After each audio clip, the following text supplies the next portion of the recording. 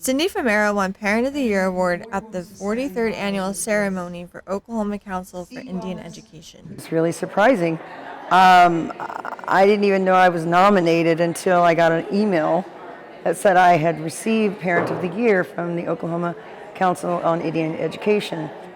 Floored, of course, because I've been in my own journey of education and non-education through my early school years.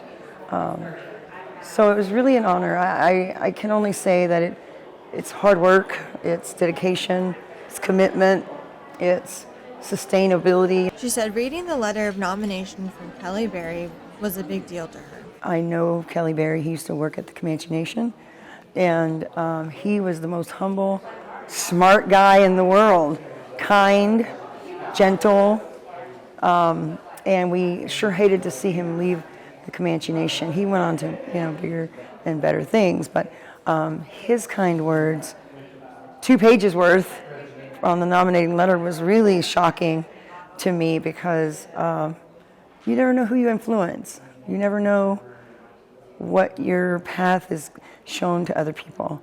I expect that my light will shine light for others, but I didn't know that he would be so affected. So that's amazing to me.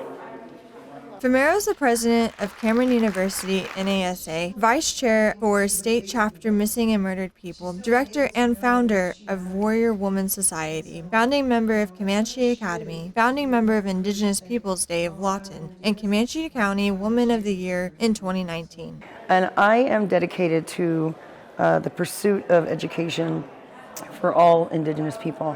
I think that we need to retake and really unlearn the colonial way of education that we've been taught so that we can go back and redo what's been taken from us and really make it our own. Famero said that Comanche Academy founded Comanche Academy Indigenous Charter School because they wanted to change what's seen in textbooks. It is Comanche centered. And all the books that are therein, most of them I should say, are books that have been vetted and placed there by people that are Indian educators. It is important for us to bring in our children and teach them about themselves by showing them in their own textbooks. It's important that they see that they're valid. And so I think that it's been difficult for our teachers more than our students because the teachers have been taught in the colonial setting. So it's difficult for them to have to learn and unlearn at the same time.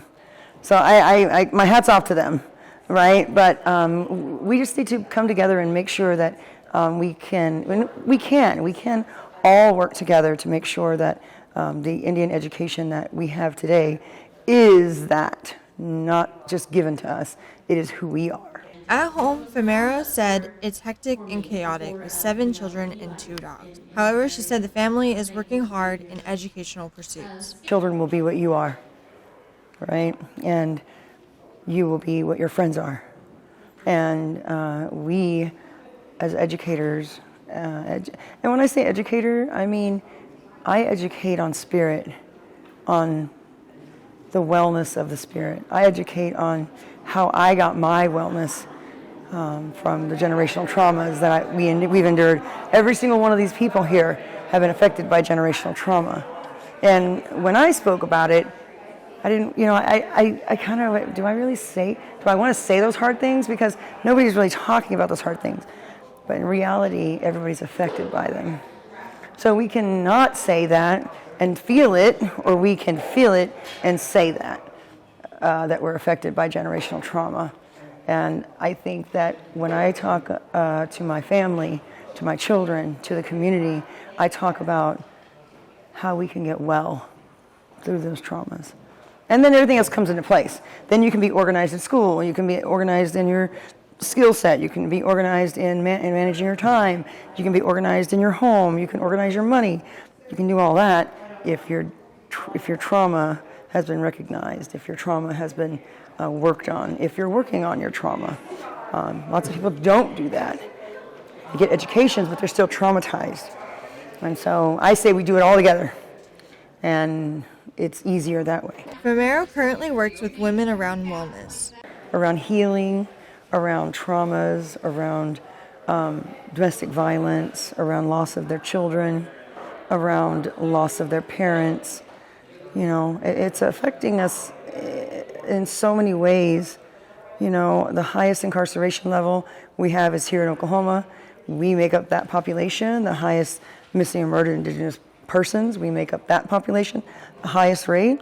It goes on and on and on. Most drug addicted, we're the most drug addicted. So all that comes from having a non-stable home environment, non-stable parents, non-stable life, because of traumas. She said she expects a lot from traditional government. It's not going to change in a day.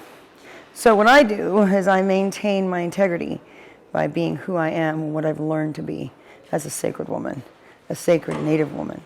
And that means that whatever I do it in a safe space. People can come and talk to me. People can understand that this right here is a connection that we won't ever have again, and it won't ever be the same. And that's important that we value that. Comanche Nation Vice Chairman Cornell Pee Wee Wardy was also at the event. He performed an honor song for those who won awards. Reporting for the Comanche Nation PIO News, Natasha Mercadante.